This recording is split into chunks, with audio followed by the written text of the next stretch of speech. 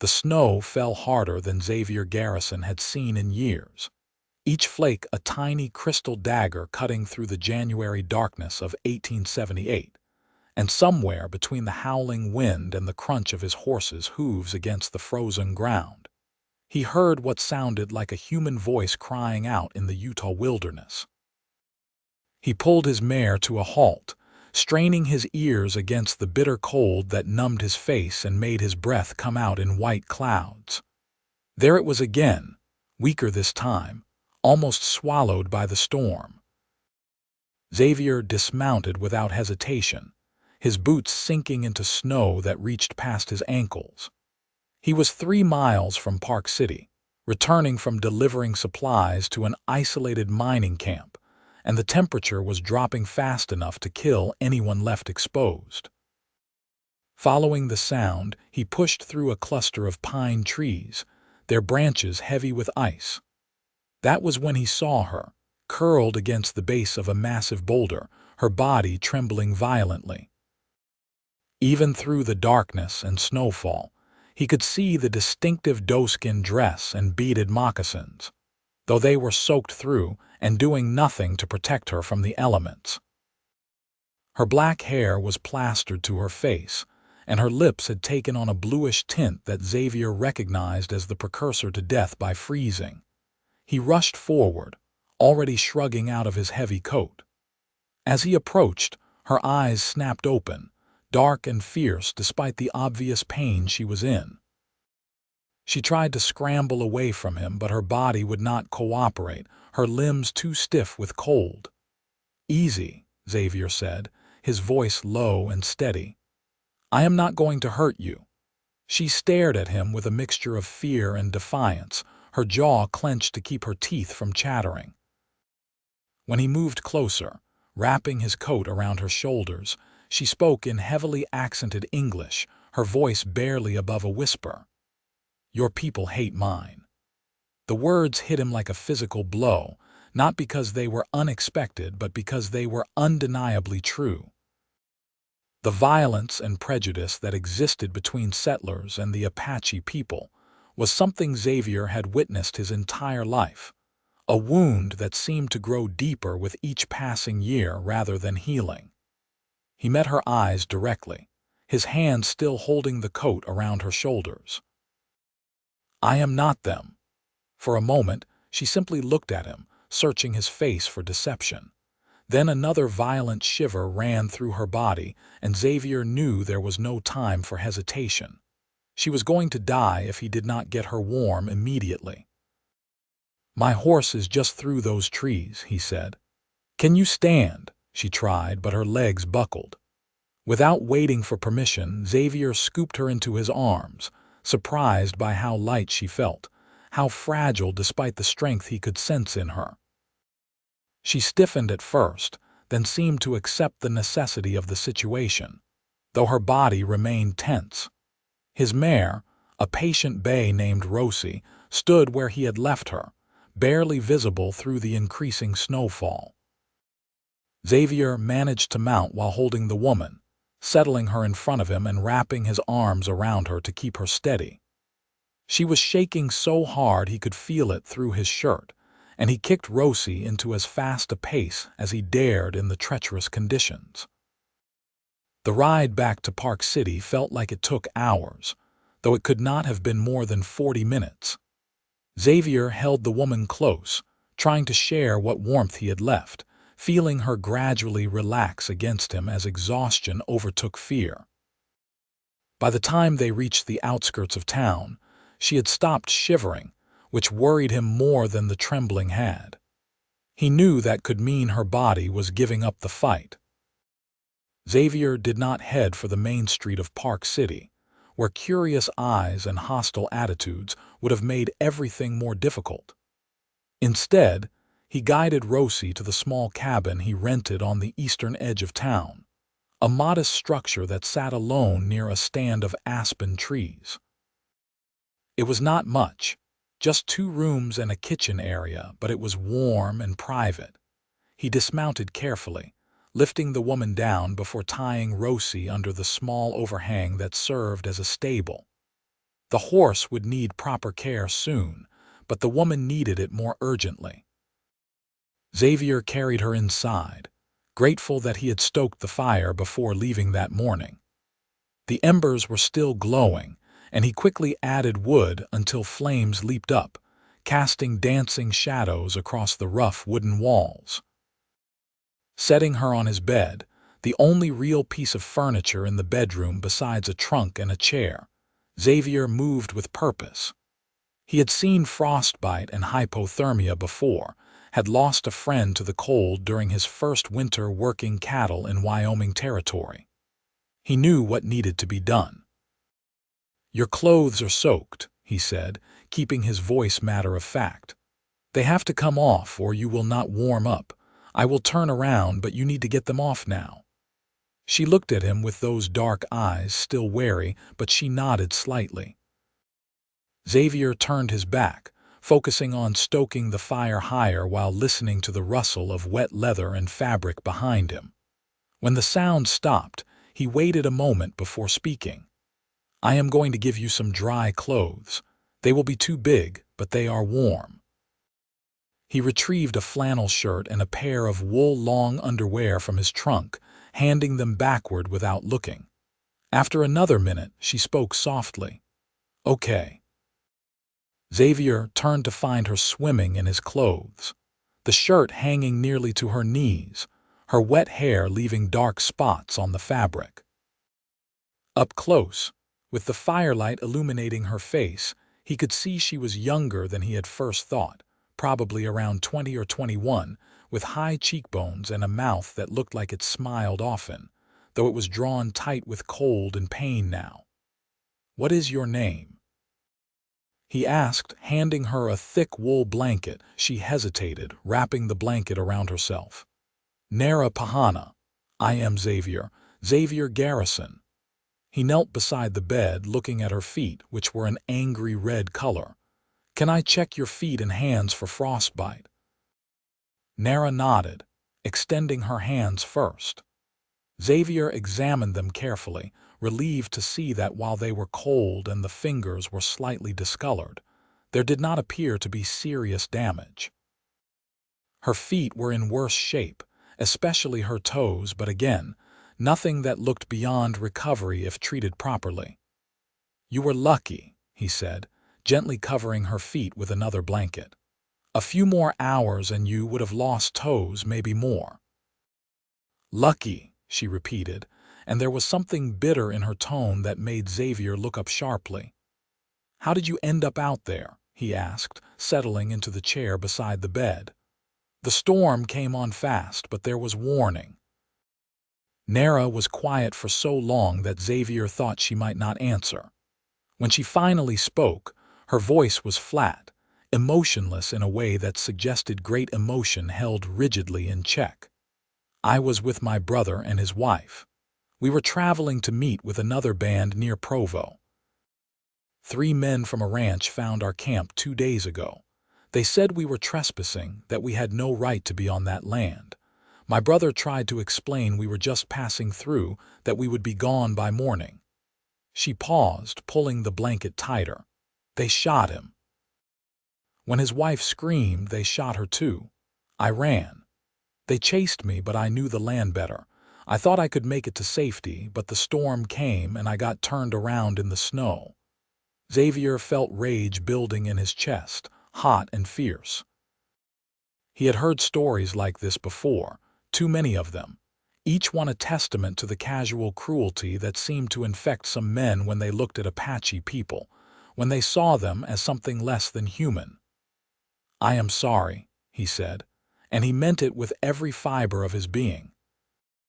"I am so sorry that happened to you, to your family." Naira looked at him, her eyes shining with unshed tears. "Why? You did not pull the trigger." "No, but they were my people who did. That makes it my responsibility to say it, to mean it." "Your people," she repeated softly. "But you said you are not them." "I am not.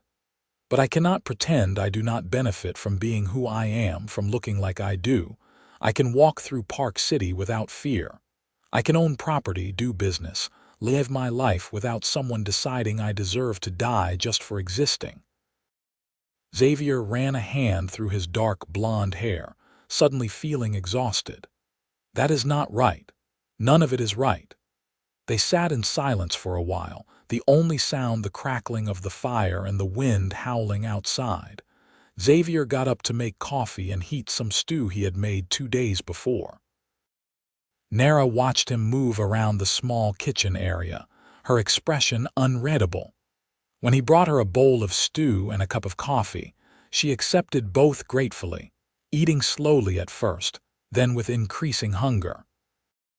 Xavier ate his own portion standing up, his mind racing through problems and solutions. Naira could not stay here indefinitely, that much was clear. Park City was not friendly to Apache people, and while his cabin was isolated, someone would eventually see her. But she also could not leave yet, not in her condition, not with the storm still raging outside. You can stay here until the storm passes and you are strong enough to travel, Xavier said, making the decision out loud. I will not turn you out into the cold. Naira set down her empty bowl, studying him. Why are you helping me? You could have left me to die. It would have been easier for you. I could not do that. Why? Xavier considered the question, wanting to give her an honest answer. Because I was raised to believe that every life has value, that we are all made in God's image, no matter what we look like or where we come from. My mother was a Quaker, and while I do not follow all her beliefs, that one stuck, and because I have seen too much cruelty in this world. I will not add to it if I can help it. Your mother, Naira said softly, she raised you well. She died when I was 16. Cholera outbreak in Kansas where we were living. My father went a year later, just gave up, I think. So I came west, worked cattle, did whatever I could to survive. Ended up here 3 years ago, working as a ranch hand and doing odd jobs around Park City. You are alone then. I am. You? Naira's face clouded. I was traveling to meet my uncle's band. He is all I have left now. My parents died from the white man's diseases when I was young. My brother raised me. Her voice broke slightly on the last word. Now he is gone too. Xavier wanted to offer comfort but did not know how. Instead, he collected the dishes and began cleaning them, giving Naira space to grieve. After a few minutes, he heard her lie back on the bed, the ropes creaking under the mattress. Sleep, he said without turning around. You need rest to heal. I will keep the fire going. Where will you sleep? I have blankets. The floor by the fire will be warm enough. He heard her protest weakly, but exhaustion won out, and within minutes, her breathing had deepened into sleep. Xavier finished cleaning up, then made himself a bed on the floor as promised. The wooden planks were hard beneath the blankets, but he had slept in worse conditions. He lay awake for a long time, listening to Naira breathe, thinking about the cruelty that had brought her to his doorstep and the strange twist of fate that had put him in position to help. The storm continued through the night and into the next day, a relentless wall of white that made venturing outside dangerous. Xavier tended the fire, made meals, and checked on Naira regularly. She slept for long stretches, her body recovering from the ordeal. When she was awake, they talked in fits and starts, slowly learning about each other. Xavier discovered that Naira had a sharp mind and a wry sense of humor that emerged as she regained her strength. She had learned English from missionaries who had passed through her band's territory when she was a child, and while she had no love for their religion, she appreciated the language skill it had given her. She knew the names of plants and animals, could track game through any terrain, and had a deep knowledge of the land that Xavier found fascinating. For her part, Naira seemed surprised by Xavier's lack of prejudice, testing it with comments and observations, waiting for him to reveal hidden hostility. But Xavier had meant what he said. He was not them. The men who killed without thought, who saw Apache people as obstacles to be removed rather than human beings with rights and feelings and lives that mattered. On the third day, the storm finally broke. Xavier woke to weak sunlight streaming through the single window, illuminating dust motes that danced in the still air. Naira was already awake, standing by the window wrapped in a blanket, looking out at the transformed landscape. "Beautiful," she murmured as he approached. "Deadly, but beautiful." "Like a lot of things out here," Xavier agreed. He stood beside her, careful to maintain a respectful distance. "How are you feeling? Better, stronger?" She flexed her fingers, which had regained their normal color. "My feet still hurt, but they are healing." "Good, that is good." Xavier cleared his throat. "You should be able to travel in a few days if you want. The snow will make it harder, but the weather is clear for now." Naira turned to look at him, her expression serious. "You want me to leave?" "No," Xavier said quickly, surprised by how much he meant it. "I mean, you are welcome to stay as long as you need, but I thought you would want to find your uncle's band to be with your people." "I do," Naira said softly, "but I also—" She trailed off, seeming to struggle with the words. "You have been kind to me, that is rare." "I am not eager to leave that behind." Xavier felt something shift in his chest, a warmth that had nothing to do with the fire. Over the past 3 days, he had found himself drawn to Naira in ways that went beyond simple compassion. She was intelligent and strong, with a spirit that had not been broken despite everything she had endured. When she smiled, which was happening more frequently, it transformed her face into something radiant. "You do not have to leave right away," he said. "Take the time you need to heal properly." The days that followed fell into a comfortable rhythm. Xavier continued his work, taking odd jobs around Park City that kept him away during the day but allowed him to return each evening. He told his employer and the few people who asked that he was dealing with some property issues, which was vague enough to avoid questions. Naira spent her days resting and slowly exploring the immediate area around the cabin.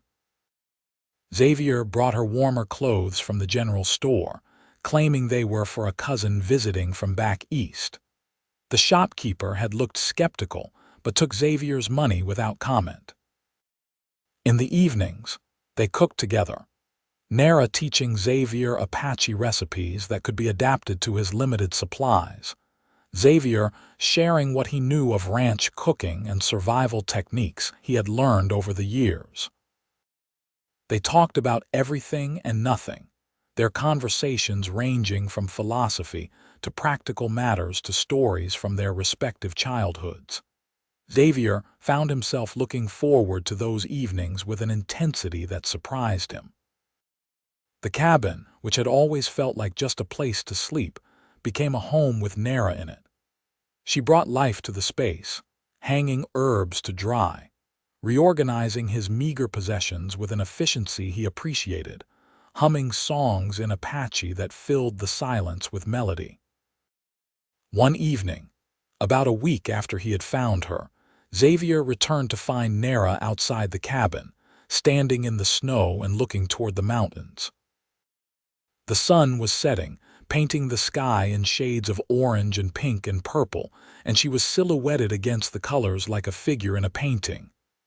"Naira," he called, concerned. "Are you all right?" She did not turn around. "I was thinking about my brother. Wondering if I should go back, try to bury him and his wife properly." Xavier approached slowly, stopping beside her. "It has been over a week, with the animals and the weather." "I know," she interrupted softly. "I know there would be nothing left to bury. But it feels wrong to just leave them there, to pretend it did not happen." "It is not pretending to survive," Xavier said gently. "Your brother would want you to live to find your uncle and continue on. Would he?" Naira turned to him, and in the dying light, Xavier could see tears on her cheeks. "Or would he think I was a coward for running, for leaving them behind?" Xavier did something he had wanted to do for days, but had held back from. He reached out and took her hand, squeezing it gently. "You are the bravest person I know. Running was not cowardice, it was survival. There is nothing wrong with choosing to live." Naira looked down at their joined hands, then back up at his face. "Why do you care so much? You barely know me." "I know enough," Xavier said, and he realized it was true. "I know you are strong and smart and kind. I know you make terrible coffee but excellent fry bread. I know you sing when you think I cannot hear you, and it is the most beautiful sound I have ever heard. I know that this cabin feels empty when you are not in it, and I dread the day you leave because I will miss you more than I thought possible to miss someone." Naira's eyes widened, and for a moment she simply stared at him. Then, slowly, she smiled. "That is quite a speech, Xavier Garrison." He felt heat rise to his face, embarrassed but not regretful. "I mean every word." "I know you do. That is what makes it matter." She squeezed his hand back. "I will miss you too when I go. These days with you have been the happiest I've had in a long time, maybe ever. You see me as a person, not as an Apache or a woman or anything else, just me. Because that is what you are, just Naira, and that is more than enough." They stood together in the snow as darkness fell, holding hands and watching the stars emerge one by one. Xavier felt a sense of peace he had not known he was missing, a rightness about having Naira beside him that defied logic but felt true in his bones. That night, as they sat by the fire after supper, Naira began teaching Xavier words in Apache. He was a poor student, stumbling over pronunciations that seemed simple when she said them but impossible when he tried. She laughed at his attempts, her amusement genuine and infectious, and Xavier found himself making deliberately terrible pronunciations just to hear her laugh. "You are doing that on purpose," she accused after he butchered the word for water for the 5th time. "Maybe," he admitted with a grin. "Your laugh is worth a little embarrassment." Naira shook her head, but she was smiling. "You are a strange man, Xavier. I will take that as a compliment." "You should." As the night wore on, they moved closer together on the floor where they sat, their shoulders touching, then Naira's head resting against Xavier's shoulder. It felt natural, inevitable, as if they had been moving toward this closeness since the moment he found her in the snow. "Xavier," Naira said softly, her voice barely audible over the fire's crackling. "Yes, I am glad you found me. I am glad you are not them." Xavier wrapped his arm around her shoulders, holding her close. "I am glad I found you too. You have changed everything." "Everything." "Everything," he confirmed. "Before you, I was just existing, moving through days without purpose beyond survival. Now I wake up excited to see what the day brings, to talk with you, to learn from you. You have given me something I did not know I was missing." Naira tilted her head up to look at him, her face inches from his. "What is that? Purpose, connection, hope?" He paused, then added quietly, "Love." The word hung in the air between them, heavy with meaning. Naira's breath caught, and Xavier, worried he had gone too far, said too much too soon. But then she reached up and touched his face, her fingers gentle against his cheek. "Love," she repeated, testing the word. "Is that what this is?" "I think so. I have never felt this way before, so I cannot be certain. But when I think about you leaving, my chest aches. When you smile, I feel like I could take on the world. When you are near me, everything feels right in a way it never has before. If that is not love, I do not know what is." Naira was quiet for a long moment, her hand still on his face. Then she said, "I feel it too. This pull toward you, this sense of safety and rightness. I thought it was just gratitude at first, thankfulness for you saving my life. But it is more than that. You make me want to stay when I know I should go. You make me hope for things I thought were impossible." "Like what?" "Like a future where I am not defined by the violence and hatred between our peoples. Like a place where I can be simply Naira and you can be simply Xavier, and that is enough." Xavier leaned forward slowly, giving her time to pull away if she wanted. She did not. Their lips met softly, tentatively at first, then with increasing certainty. Xavier felt the world fall away, narrowing to just this moment, this woman, this feeling of coming home to a place he had never been. When they finally pulled apart, both breathing heavily, Naira smiled. "I have never been kissed before." Xavier blinked in surprise. "Never. There was a man in my band who wanted to marry me, but I did not care for him. He tried once to kiss me, but I pushed him away. This is the first time I have wanted it." She touched her lips, wonder in her eyes. "It was better than I imagined." "I have been kissed before," Xavier admitted, "but never like that. That was different. Special." They kissed again and then again, each kiss deeper than the last, years of loneliness and isolation melting away in the warmth of newfound connection. When they finally settled back, Naira curled against Xavier's chest, his arms wrapped around her, both of them staring into the fire. "What do we do now?" Naira asked eventually. "I cannot stay here forever. Someone will see me, will ask questions." Xavier had been thinking about this problem for days, turning it over in his mind, trying to find a solution. "We could leave Park City," he said slowly. "Head somewhere new, somewhere your people and mine exist together more peacefully. Does such a place exist?" "I've heard stories of settlements in California, places where people of different backgrounds live side by side. And there are parts of New Mexico where Apache and settlers have reached an understanding, fragile as it may be." Xavier tightened his arms around her. "Or we could try to find your uncle's band, see if they would accept me." Naira laughed, but there was no humor in it. "They would not. You are a white man, and white men have brought nothing but death and destruction to my people. My uncle would likely kill you on sight." "Then we go somewhere new. Start fresh where no one knows us, where we can just be Xavier and Naira, not Cowboy and Apache." "You would do that, leave everything behind for me." Xavier thought about what he would be leaving behind. A job that paid poorly and offered no future. A cabin he rented month to month. A town full of people who barely knew his name. In 3 years in Park City, he had not made a single real friend, had not built anything lasting. There was nothing tying him here except inertia. "There is nothing to leave behind," he said honestly. "Everything that matters to me is right here in my arms." Naira twisted to look up at him, her eyes shining. "You barely know me." "I know enough. I know I would rather take a chance on a future with you than continue a present without you." She kissed him again, and this time there were tears on her cheeks, though whether from joy or sorrow or some combination of both, Xavier could not tell. When she spoke, her voice was thick with emotion.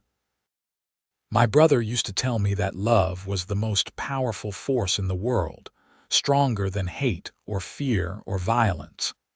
He said that when you found real love, you should hold onto it with both hands and never let go, because it was the only thing that made life worth living." I did not understand what he meant until now.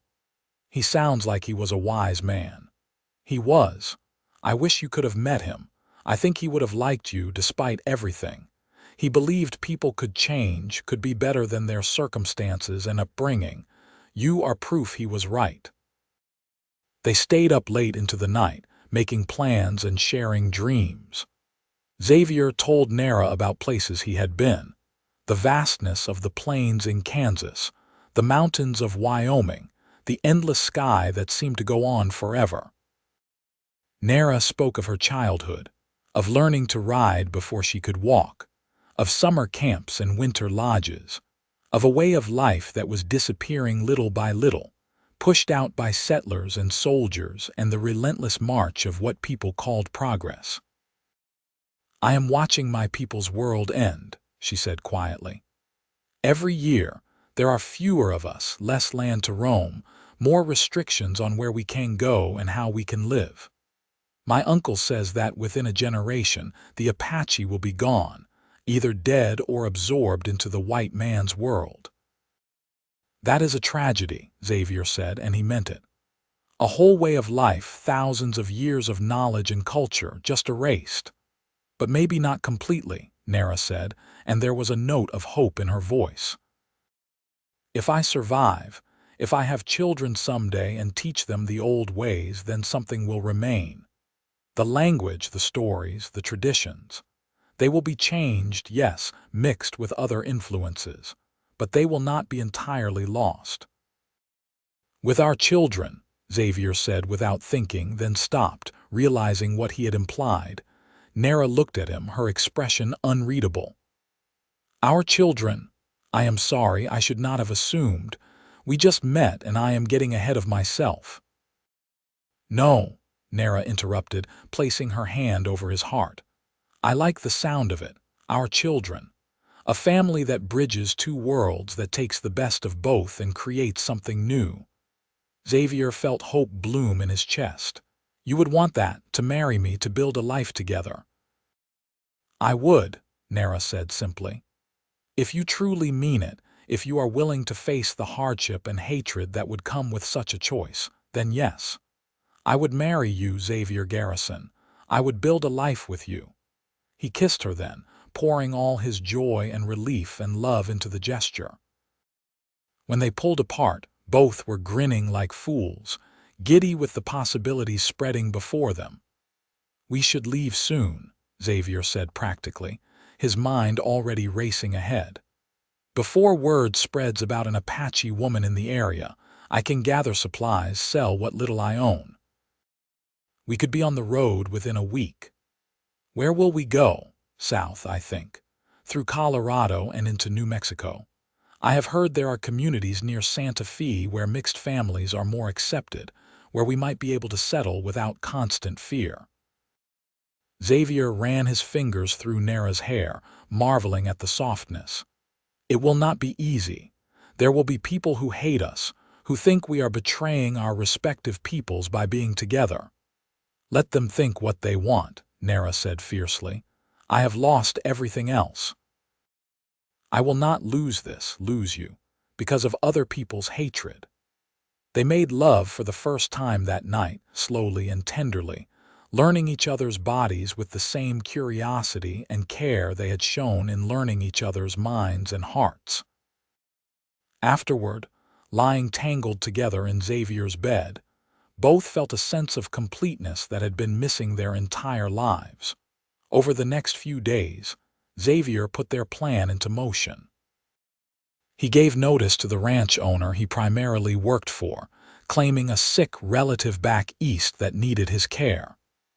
The man grumbled about losing a good worker, but paid Xavier what he was owed without argument. Xavier sold his furniture and most of his possessions to a second-hand dealer in Park City, keeping only what they could carry on horseback. He bought a second horse, a sturdy gelding that would serve Naira well, along with supplies for the journey.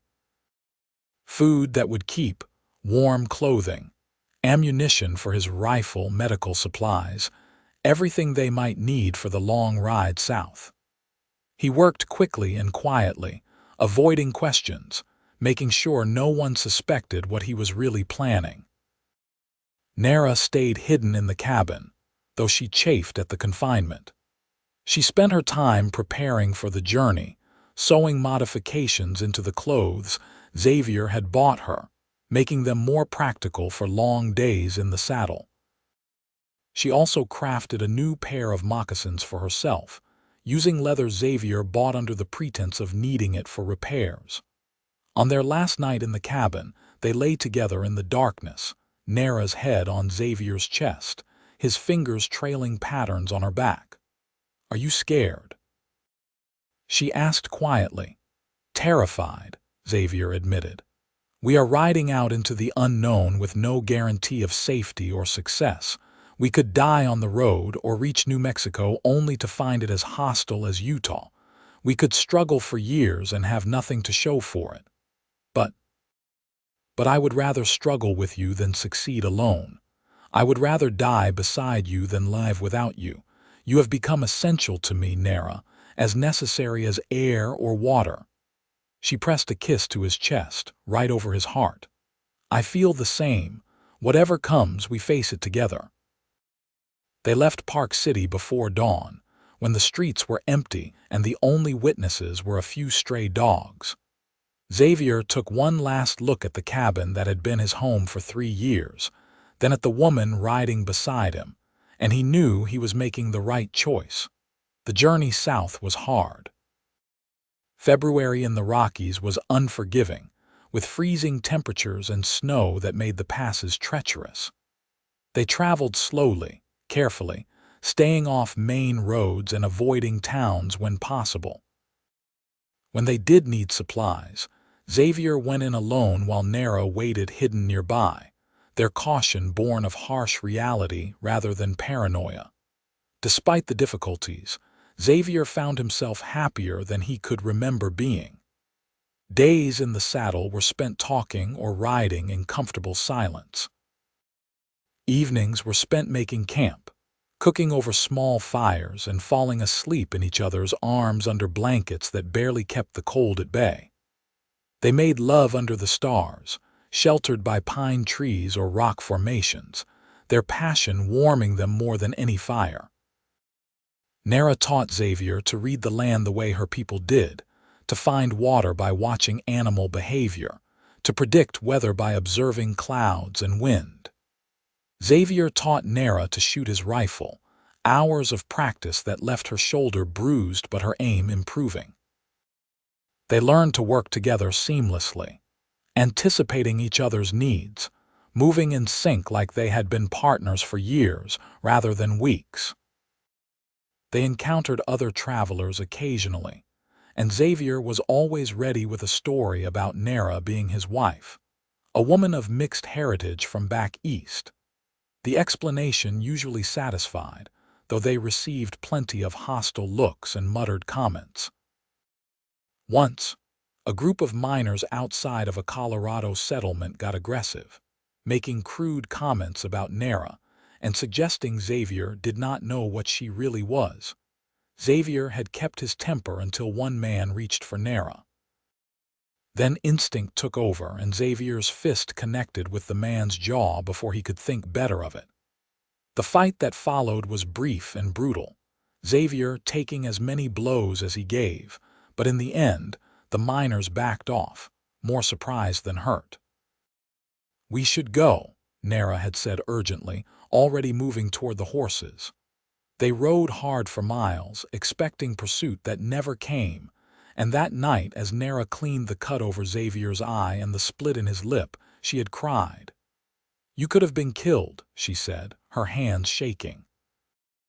"Over me, because of me." "Not because of you," Xavier corrected, wincing as she pressed too hard on the cut. "Because of them, because they could not see past their own ignorance. That is not your fault, Naira, that is theirs. But if you were not with me, you would be safe. You could live a normal life without constantly looking over your shoulder." Xavier caught her hands, stilling them. "A safe life without you is not a life worth living. I have told you this. I mean it. Stop trying to make me regret my choice because I do not. I will not." She had kissed him then, salt from her tears mixing with blood from his split lip, and they had held each other through the night, both shaken but resolved. They crossed into New Mexico territory in early March, the landscape transforming around them from mountain snow to high desert. The air was drier here, warmer during the day though still cold at night. They followed the old trails south, passing through scattered settlements and avoiding the larger towns. Near a place called Raton, they encountered a band of Apache scouts. Xavier's heart stopped when he saw them, knowing that if they decided he was a threat, there would be nothing he could do. But Naira rode forward fearlessly, calling out in her own language, her words rapid and fluid. The lead scout, a man with gray streaking his black hair and eyes like flint, responded. The conversation went on for several minutes, Naira gesturing toward Xavier, the scout looking skeptical. Finally, the man rode forward, stopping directly in front of Xavier. "She says you saved her life," the scout said in accented but clear English. "She says you are a good man, that you turned your back on your people for her." "I did not turn my back on my people," Xavier corrected carefully. "I chose her over hatred. There is a difference." The scout studied him for a long moment. "You are either very brave or very stupid to ride through this land with an Apache woman." "Probably both," Xavier admitted. That earned him a hint of a smile from the scout. "I am called Running Deer. The woman you saved is the niece of Black Elk, a respected leader. We have been searching for her since word reached us of the attack on her brother's family." Xavier glanced at Naira, who nodded. "My uncle sent scouts, of course. You are family." "When you did not arrive as expected, and then reports came of the massacre, Black Elk feared you were dead." Running Deer gestured toward the south. "He will want to see you to know you are alive and well." "We are headed to Santa Fe," Xavier said. "We are planning to settle there, start a new life." Running Deer's expression hardened. "You think the white man's town will accept you? You are a fool if you believe that." "Maybe," Xavier agreed, "but we have to try.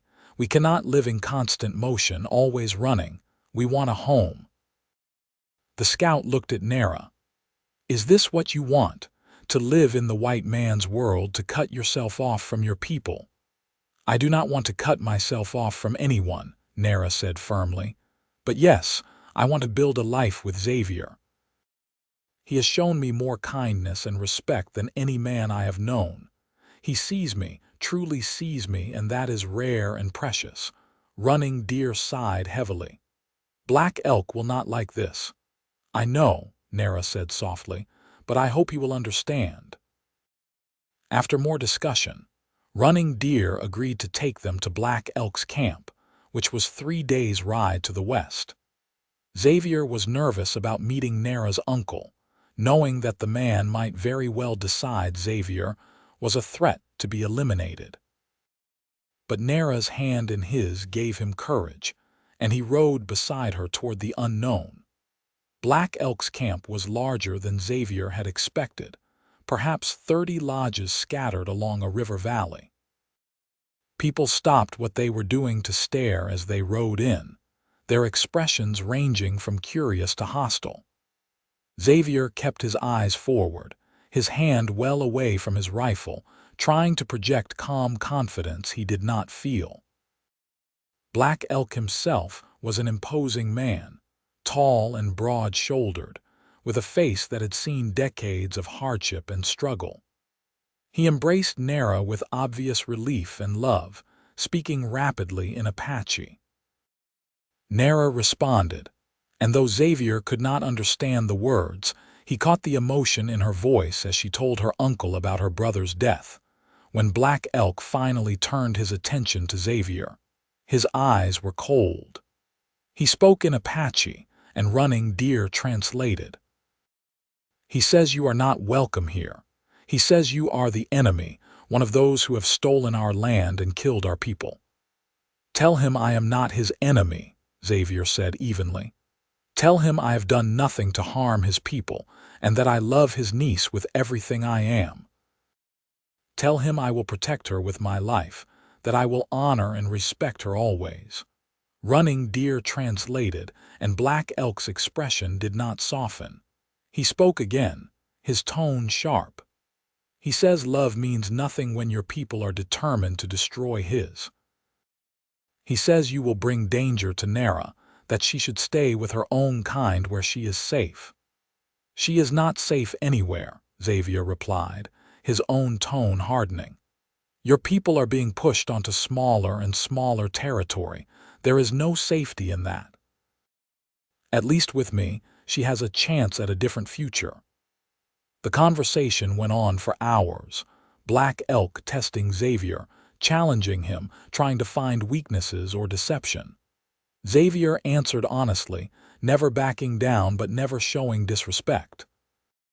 He spoke of his love for Naira, of his plans to build a life with her, of his willingness to learn Apache ways and honor her heritage.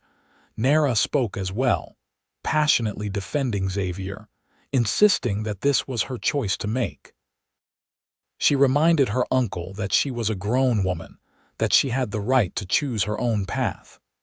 She spoke of how Xavier had saved her life, how he had treated her with dignity and kindness when he could have easily left her to die. Finally, as the sun was setting, Black Elk raised his hand for silence. He spoke directly to Naira, his words soft but intense. She responded, and then there was quiet. He says he does not approve, Running Deer translated. He says this will end in heartbreak and pain. But he also says he cannot control you and that he will not lose another family member by trying. He gives his blessing, though he thinks you are both making a mistake. Naira's eyes filled with tears, and she hugged her uncle tightly, murmuring thanks.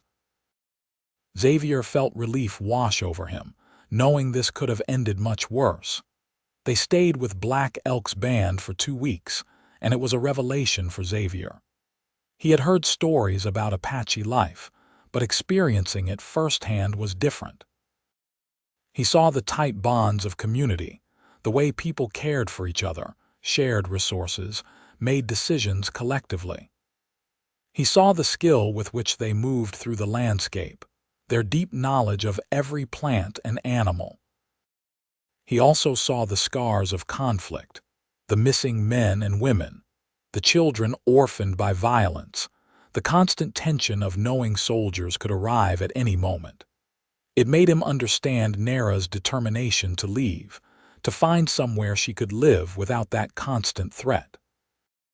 The band members were wary of him at first, but Xavier worked to earn their respect. He helped with heavy labor, learned Apache words and customs, showed genuine interest in their ways. Some remained hostile, but others warmed to him, especially after he proved his skill at hunting and his willingness to take on difficult tasks without complaint. One evening, an elder woman named White Owl approached Xavier as he sat by the fire. She studied him for a long moment, then spoke in careful English. "You love the girl." It was not a question, but Xavier answered anyway. "I do, more than anything. Love is not enough. The world will be cruel to you both. I know, but we are stronger together than apart." White Owl nodded slowly. "Perhaps, or perhaps you are two flames that will consume each other." She paused, then added, "But I see your spirit. It is good. May it remain so when the world tests you." When the time came to leave, Xavier and Naira said their goodbyes to people they might never see again. Black Elk pulled Xavier aside, speaking through Running Deer one last time. He says if you break her heart, if you harm her in any way, he will find you and kill you slowly. He says this not as a threat but as a promise. "Tell him I understand," Xavier said, "and tell him that if I ever do anything to hurt Naira, I will consider such a death earned." Black Elk nodded, a hint of respect finally showing in his eyes. He embraced Naira one last time, and then Xavier and Naira rode out of the camp, heading east toward Santa Fe and whatever future awaited them there. Santa Fe was unlike any place Xavier had been. The adobe buildings, the mix of Spanish and American and native influences, the sense of history that permeated the streets. They arrived in late March, the weather warming into spring, flowers blooming in unexpected places. Finding acceptance was harder than they had hoped but easier than they had feared. They were not the only mixed couple in Santa Fe, though such pairings were far from common. They found a small house to rent on the outskirts of town, nothing fancy but solid and theirs. Xavier found work as a hired hand at several ranches, his skill with horses making him valuable. Naira took in sewing and worked in a Mexican woman's kitchen, learning to cook new dishes while teaching some of her own recipes. They faced prejudice regularly. Shop owners who refused to serve Naira. Men who made crude comments, women who crossed the street to avoid passing too close, but they also found allies. A Mexican family who lived next door and shared meals with them. A Quaker couple who invited them to dinner and talked about the importance of seeing humanity in all people. A Chinese merchant who employed Naira to make clothes for his family. They were married by a justice of the peace 6 months after arriving in Santa Fe, a simple ceremony with their neighbors as witnesses. Naira wore a dress she had sewn herself, white cotton with Apache beadwork around the collar and cuffs, a perfect blend of her two worlds. Xavier wore his best shirt and pants, his hair freshly cut, his heart so full he thought it might burst. That night, in their small house, lying together as husband and wife, Xavier whispered, "I would find you in the snow 1,000 times over if it meant having this." Naira kissed him softly. "And I would freeze 1,000 times over if it meant being found by you." Their first year of marriage was hard. Money was tight, work irregular. They faced harassment and discrimination that wore on both of them, but they also found joy in the small things, morning coffee together, watching the sunrise, working side by side in the tiny garden they planted, making love in the cool evening air, their windows open to let in the breeze. Naira became pregnant in the spring of 1879, and they were both thrilled and terrified. A child would make everything more complicated, but it would also be the ultimate symbol of their union, proof that love could bridge even the widest divides. Their son was born in December, a healthy baby boy with Xavier's light eyes and Naira's dark hair. They named him Samuel, a name that worked in both English and Apache, that represented new beginnings. Holding his son for the first time, Xavier wept openly, overwhelmed by the responsibility and privilege of fatherhood. Naira proved to be a natural mother, patient and loving while also teaching Samuel from his earliest days about both his heritages. She spoke to him in Apache, sang him traditional songs, told him stories of his ancestors. Xavier did the same with English, reading to Samuel from the few books they owned, teaching him about his grandmother's Quaker beliefs and his grandfather's experiences. When Samuel was 2, Naira became pregnant again. This time, she carried twins, a boy and a girl who arrived early and tiny but fighting. They named them Daniel and Maya, and suddenly their small house felt even smaller, packed with babies and love and chaos. Money remained tight, but Xavier's reputation as an honest, hard-working man grew, and he found steadier employment. Naira's sewing business expanded, word spreading about her skill and artistry. They saved slowly, dreaming of buying their own land, of having a place that truly belonged to them. In 1883, 5 years after arriving in Santa Fe, they finally had enough. They purchased 20 acres on the outskirts of town, land that nobody else wanted because it was rocky and dry. But Xavier saw potential in it, and Naira saw space for her children to grow. They built a house together, adobe walls rising slowly, room by room. The house was never truly finished, always being added to or improved, but it was home. They raised chickens and goats, grew vegetables in soil they coaxed to life with manure and irrigation. Xavier started breeding horses, his skill making them valuable throughout the territory. Naira continued sewing and began teaching Apache language and crafts to anyone interested, preserving her culture even as she built a new life. Their children grew up bilingual and bicultural, comfortable moving between worlds. Samuel, serious and studious, became a teacher. Daniel followed his father into horse breeding, with a natural talent that exceeded even Xavier's. Maya became a midwife, learning from her mother and a Mexican curandera, bringing new life into a world that too often dealt in death. Over the years, Xavier and Naira faced countless challenges. There were years of drought that nearly broke them financially. An outbreak of influenza that killed 3 families in their community and nearly took Daniel. A fire that destroyed part of their barn. Ongoing prejudice that never completely disappeared, though it lessened as people saw the strength and integrity of their family. But through it all, they had each other. Their love, forged in crisis and tempered by hardship, remained the foundation of everything. On their 20th anniversary, sitting on the porch of the house they had built with their own hands, watching the sunset paint the New Mexico sky, Xavier took Naira's hand. "You ever regret it?" he asked. "Choosing me over your people, leaving behind the life you knew?" Naira was quiet for a moment, considering. "I regret that I had to choose at all," she said finally.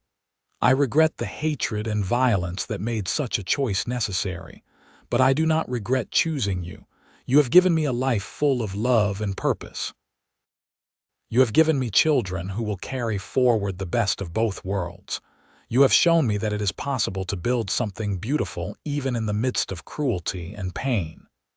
Xavier squeezed her hand. "I found you freezing in the snow, and you gave me everything I needed to truly live." "We saved each other," Naira said softly. "That night in the storm, we saved each other." As they sat together watching the stars emerge, their children's laughter drifting from inside the house where grandchildren now played, Xavier reflected on the journey that had brought them here. From that frozen moment in Utah to this peaceful evening in New Mexico, they had traveled an impossible distance, not in miles but in hope and possibility. Naira's words from that first night echoed in his memory. "Your people hate mine." His response, "I am not them." Those words had been more than a rejection of prejudice. They had been a declaration of choice, an insistence that individuals could be more than the hatreds and fears of their communities. Their love story was not perfect. It was messy and complicated, marked by struggle and sacrifice. But it was real, and it was theirs, and it had created something that neither of them could have built alone. As the years continued to pass, Xavier and Naira watched their children marry and have children of their own. They became the center of a growing family that included Apache, Mexican, white, and mixed heritage members, all bound together by respect and love rather than blood alone. Xavier's hair turned gray, then white. Naira's face gained lines that marked decades of smiles and tears. Their bodies grew slower, aching with the accumulation of years of hard work. But their love remained constant, a steady flame that warmed everyone around it. In the spring of 1898, they celebrated their 20th year on the land they had bought. 40 members of their extended family gathered for the celebration, 3 generations laughing and eating together. Standing before them all, Xavier raised his glass. 20 years ago, we took a chance on a piece of land that nobody wanted, believing we could make something of it. Just like we took a chance on each other 20 years before that, believing we could make a life together despite everything working against us. Today, I look at all of you, at this family we have built, at this land we have made flourish, and I know that every risk was worth it. Love is always worth the risk. Naira stood beside him, her hand in his. My brother told me once that love was the most powerful force in the world, stronger than hate or fear. I have spent my life proving him right. This family, this home, this life we have built together is proof that love can bridge any divide, overcome any obstacle. I am proud of what we have created, and I am grateful for every moment. The celebration went long into the night, music and dancing and stories shared across generations. Xavier danced with Naira under the stars, just as they had done countless times over the decades, and marveled at how this woman who had been a frozen stranger in the snow had become the absolute center of his world. As they grew older still, they spent more time on their porch, watching the seasons change. The land they had nurtured continued to flourish. They told stories to their grandchildren and great-grandchildren, making sure the history of how they met was never forgotten, ensuring that the lessons of their love carried forward. Xavier died peacefully in his sleep in 1902, at the age of 66, Naira beside him as she had been for 24 years of marriage. She mourned him deeply, but not desperately, knowing that the life they had shared was complete, that they had built something lasting that would continue long after they were gone.